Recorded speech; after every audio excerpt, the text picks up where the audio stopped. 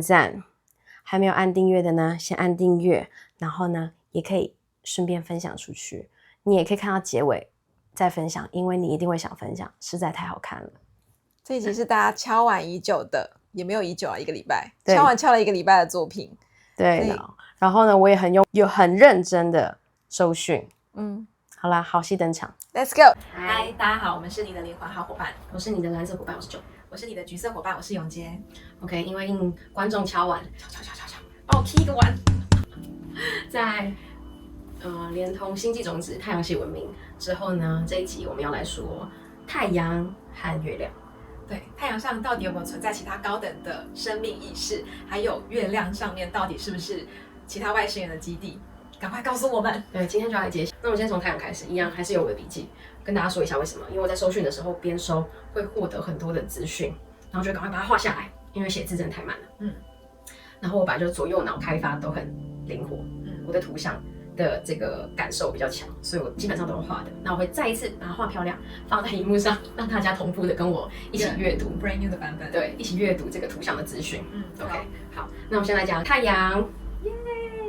好，跟太阳讲话之后呢，我觉得我脑洞已经开到，就是感觉这里有一个洞，然后我已经无法负荷这样，你的脑油一直流出来，我整个没有办法哎，就是虽然是一个通灵的人，但是在三维的这个世界里面的框架中，我觉得他跟我讲完话之后，我就整个这样待在原地，所以大家应该也很期待我要说什么吧。就是可能大家在听的时候，就是稍微放下我们的理性逻辑脑，尽量用感受的方式去听，听不懂没关系，就用感受就好了。好。那先回答大家有没有文明，或是有没有高等意识？有的。那它主要是在8维的这个意识。那有7维的意识跟8维。那7维的意识是主要回答我的人。8维还是一样看到就是一道光。他们是集体意识吗？是一个意识？集体意识应该是说集体意识都在太阳上，但是还是有分维度，就是有7维的意识跟8维的意识是分开的。OK， 那回答我的人是7维的意识。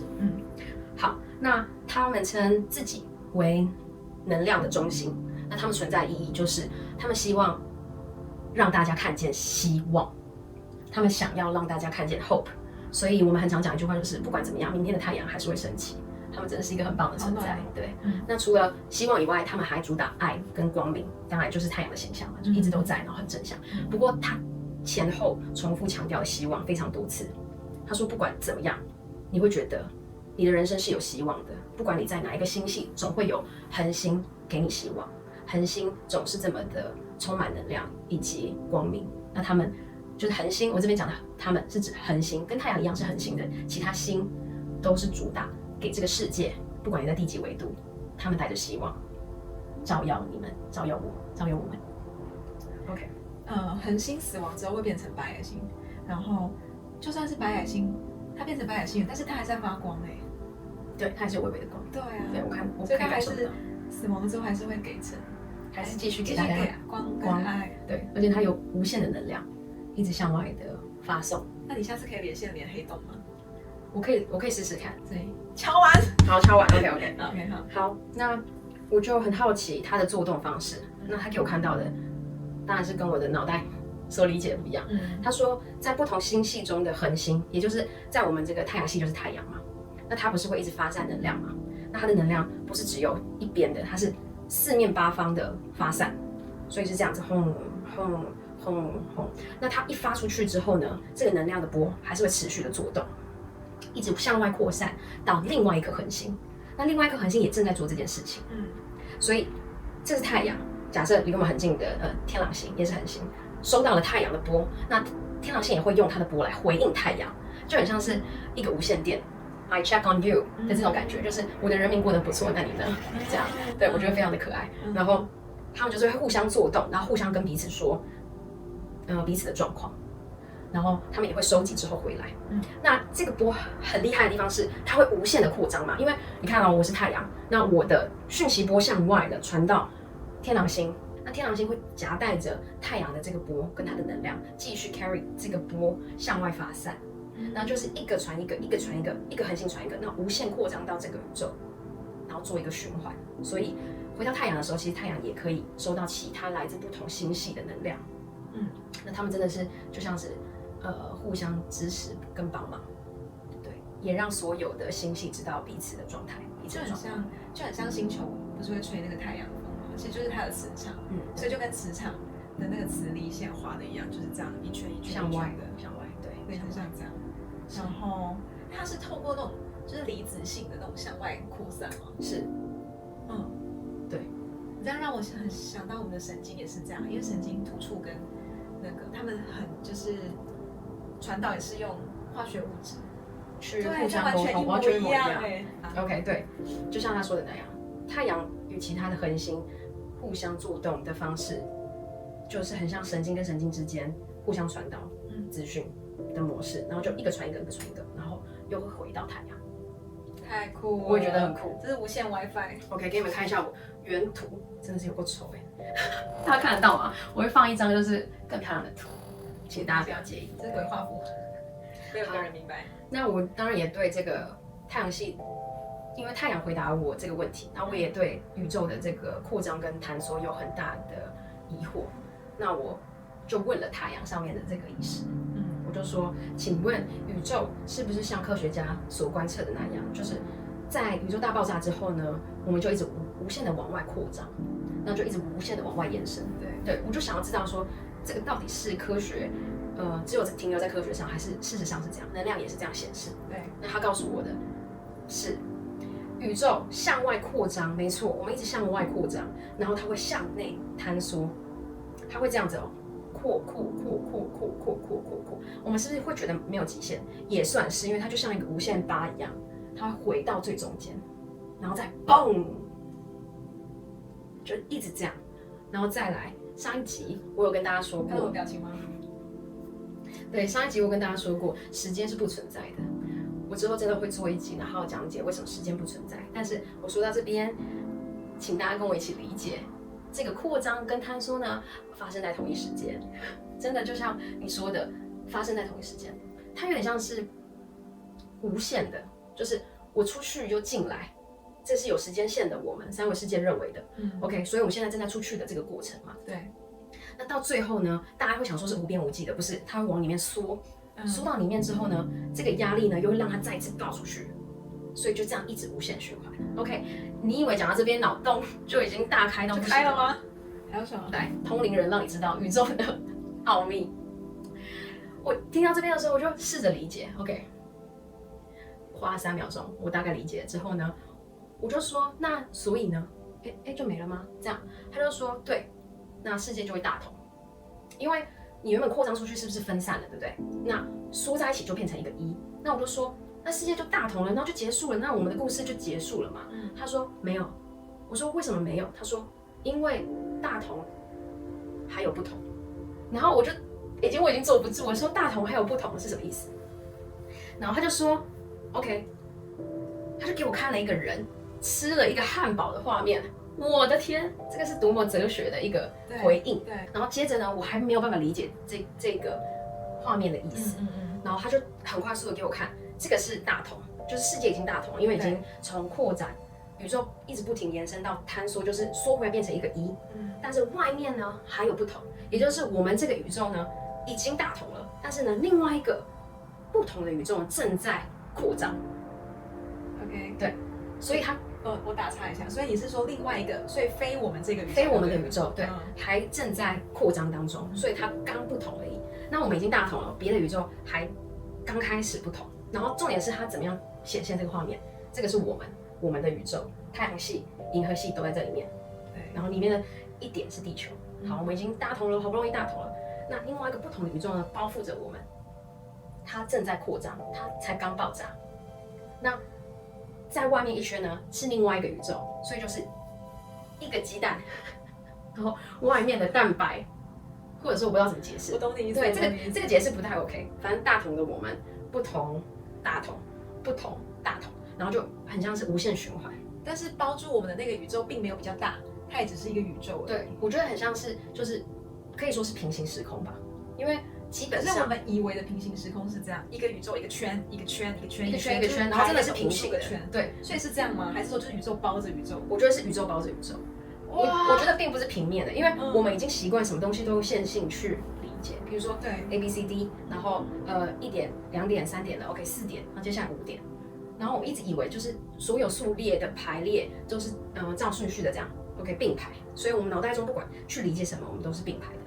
对我们这三维脑袋是很好理解，但是它不是，它是一个球体状，它是一个就是球体，它是一个多维世界与空间的结合。好，那说回去，这个他解释这一段，居然给我看了一个女生吃了一个汉堡。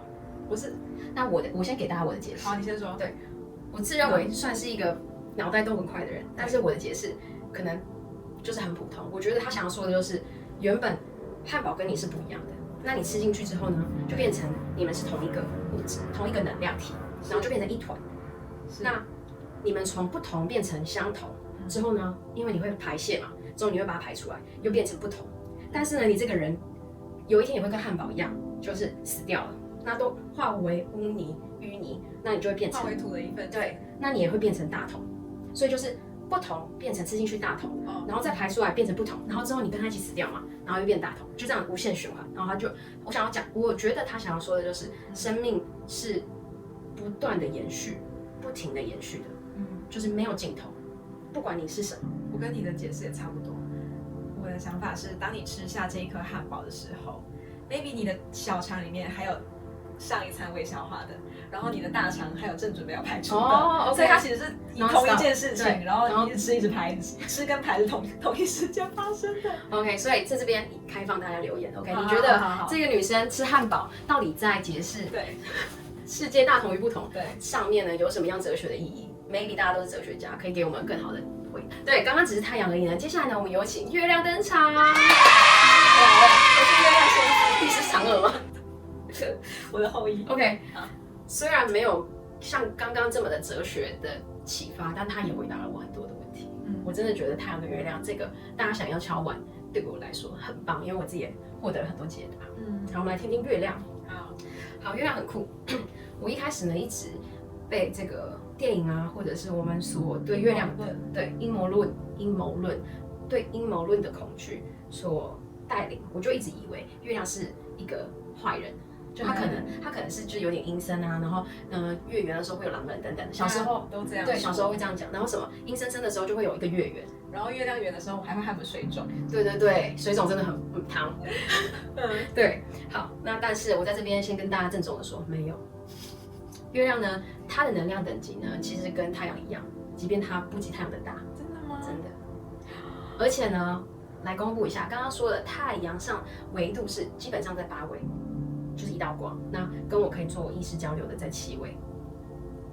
那这个月亮呢，它有6到9维的不同的维度。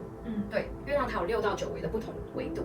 9哦，它有9维的人哦。月亮佛有佛，有佛。太阳我还没有看到，就是有9维的意思。当然8维就已经很高了。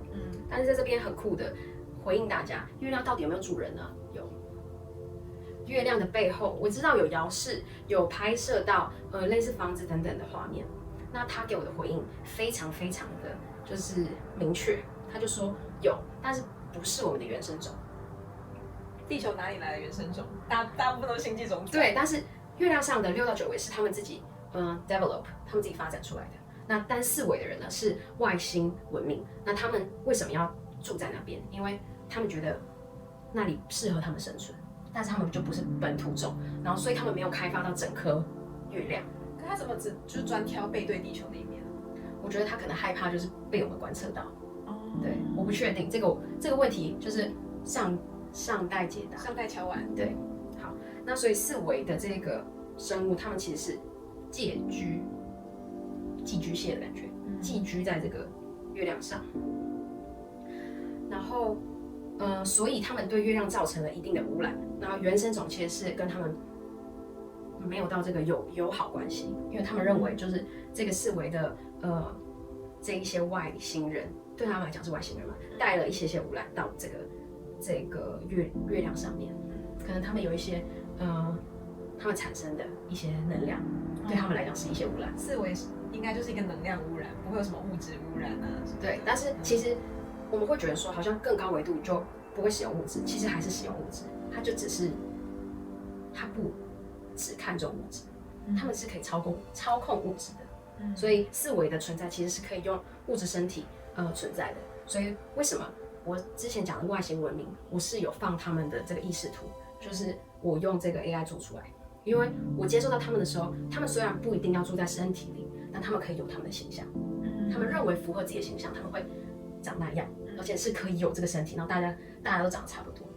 对，好，回到这个4维的这个外星文明在月球上，然后月球呢，它本身呢跟太阳一样，都具有非常非常高的能量，所以很多时候大家说月圆的时候适合断食，或者是做一些身体的清理，以及净化水晶，对高能量磁场的这个一些活动。有些人会冥想，有些人会断食，有些人会做不同的活动啊，就当然是 depend on your religions， 或者是 depends on what you believe。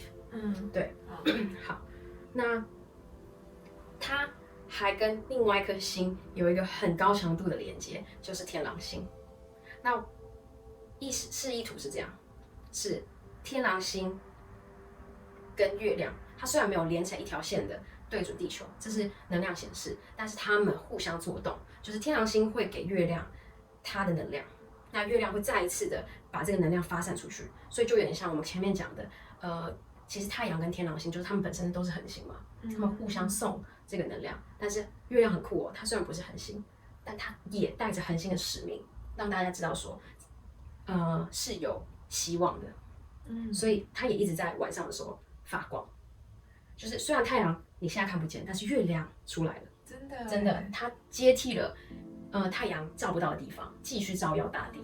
虽然它不是自己发光，但是它接受了不同的光源嘛，就太阳的光源。那除了太阳以外，它接受了天狼星的光。那我就很好奇说，天狼星跟月亮还有更深的渊源吗？那我就查到资讯，这不是通灵的，这个就是我真的上网查。那过去在埃及尼罗河的潮汐，他们都会观测月亮跟天狼星，我觉得非常的酷。然后涨潮跟这个潮汐的作动，他们会依照天狼星跟月亮这个天体的运行去判断，那也会是一个生命周期的这个记录。尤其是什么女性的生理期，对，它其实月亮的月圆跟就是圆缺是跟女性的生理期有很高度的相似。那以前我会以为它是一个坏星，是因为除了我们经常把它放在恐怖小说以外，它也很大层面的影响人的情绪流动，对，会让大家感觉像你说的水肿或者是不舒服，因为我们人有70% 是水分，对，然后再讲回来，所以天狼星跟这个月亮，其实呢，它会让我们的情绪有这个影响，这是对的。那除此之外呢，它还对应我们的这个性轮，就刚刚讲的女性的生理期，还有跟生命有关的一切，就是它秘密的刚好都对上了，就有点像是什么，我们都会看那个农民历。对，其实你读得懂月亮的话，你可以更精准的去计算，譬如说你要怀宝宝，对，或者是现在是不是排卵，或者是你的这个适不适合受孕，对，我觉得这个是真的科学家可以去把它做出来的，去观察看看，对，一定会有很高强度的这个关联。好，那如果是月圆的话，我觉得大家可以试着除了冥想以外呢，也去关照，也去观想这个天狼星。那你可以想象天狼星的能量呢送给月球，月球呢又把这2个叠加的能量送给你，那就可以解释为什么我们在月圆的时候的情绪吗？因为我们就是水做的啊，水本来就是情绪流动的一个意象。什么叫做情绪流动意象？因为我们的性轮的元素本来就是水，那水是什么？你把它放到不同的瓶子里面，它就会长不一样。它可以飞点。对，胖的瓶子它就比较胖，瘦的瓶子它就比较瘦，就是跟我们的情绪一样 ，always changing， 就是每一次都在变动，每一个时刻，你遇见什么样的外在，那你就会跟着变动，都会流动啊。对，所以情绪跟水、跟月亮、跟天狼星，其实之间是有很大的关联。OK，长知识。这个还有很大的，当然它还有很深层面的面向可以让我去挖掘。我知道，但是为了要整理成一集，不可能全部塞进来，所以这边未来我会再继续补齐。好，所以呢，它跟太阳一样，有很高强度的这个能量，已经说了。那它跟天狼星之间有一些关联，也说了。我要说一件事，给我一些配乐。美国没有登月过，他们从以前到现在从来没有踏上那块土地。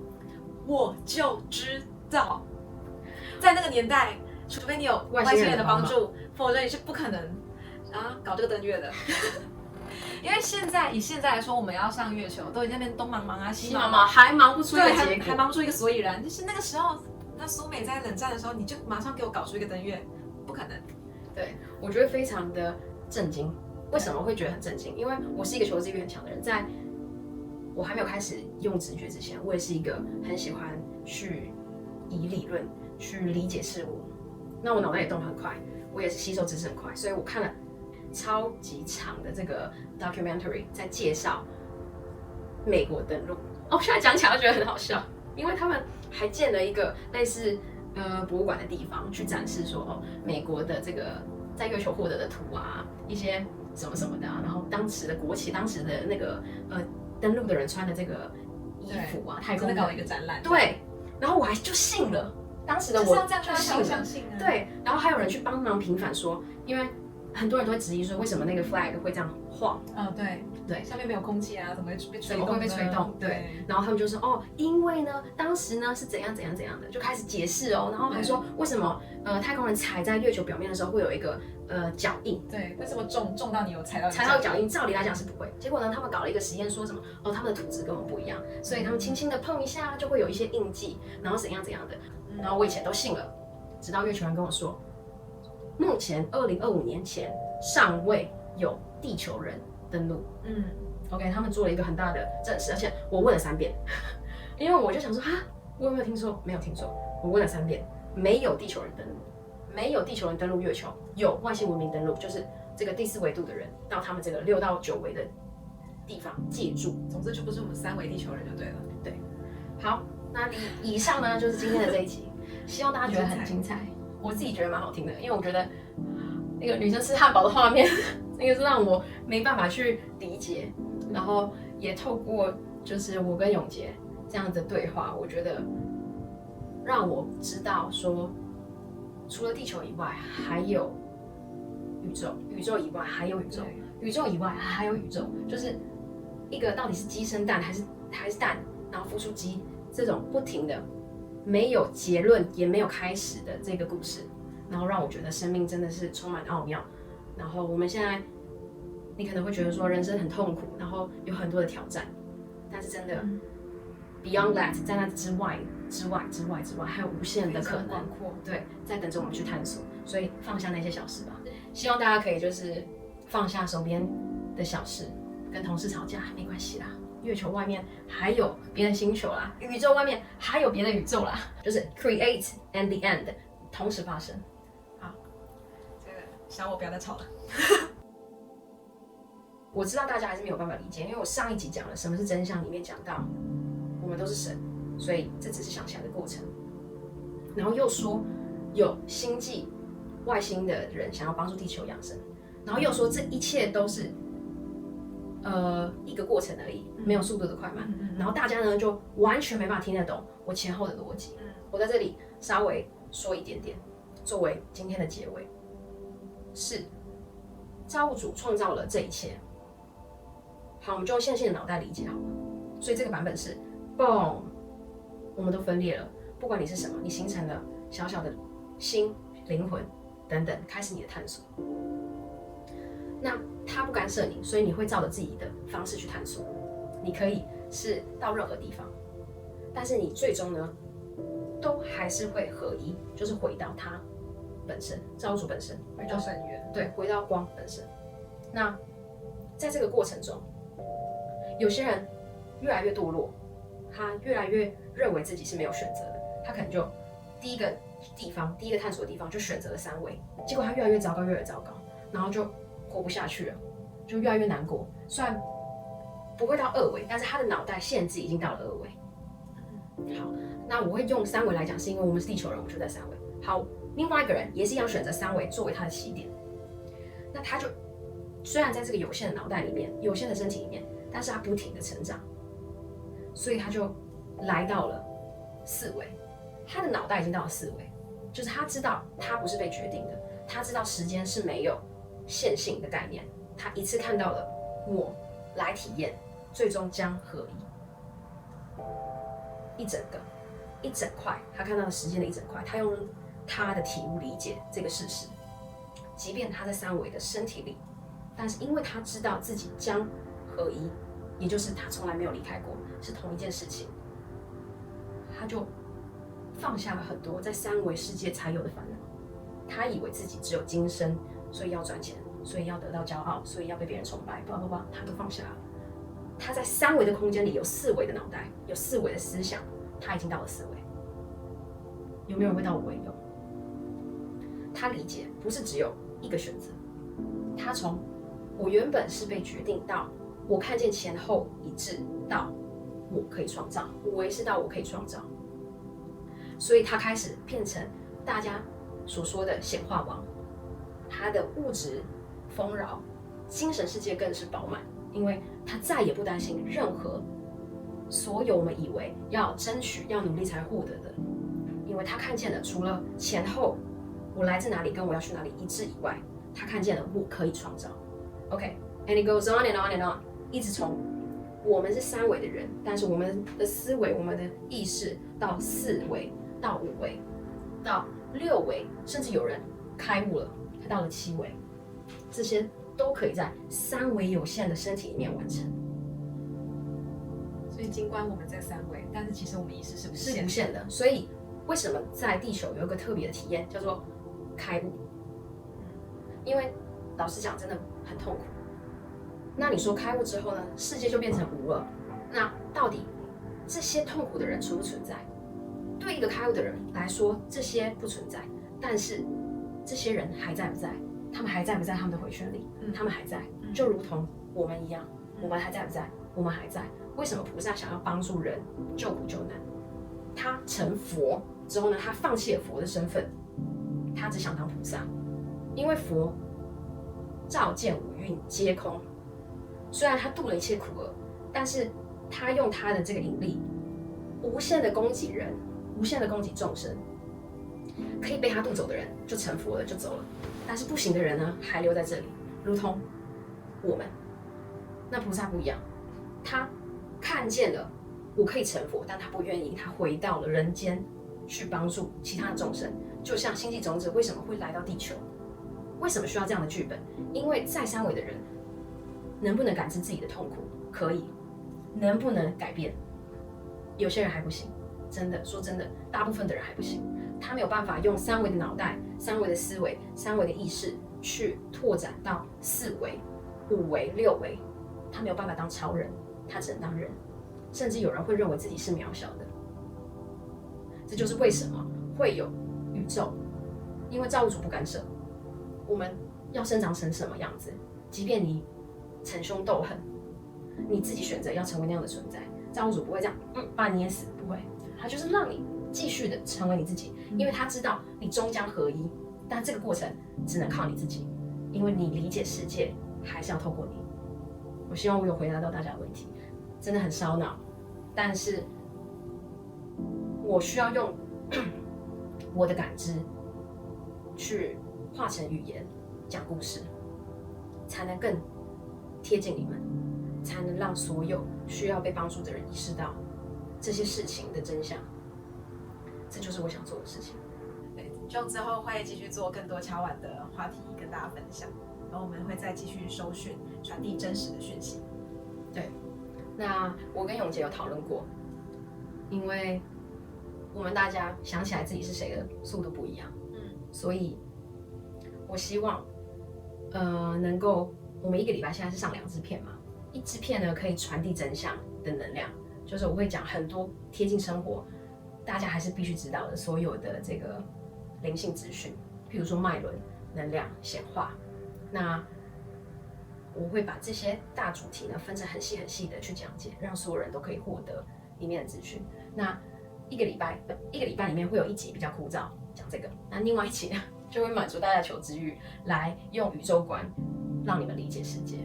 那你们就当听故事，也会很好玩很有趣。好，希望大家喜欢我的安排。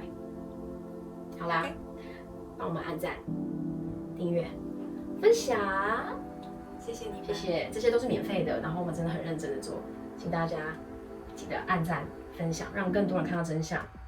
OK，see you， 拜拜。我今天不跳舞了啦，噔噔噔噔噔噔，我刚刚跳太丑了。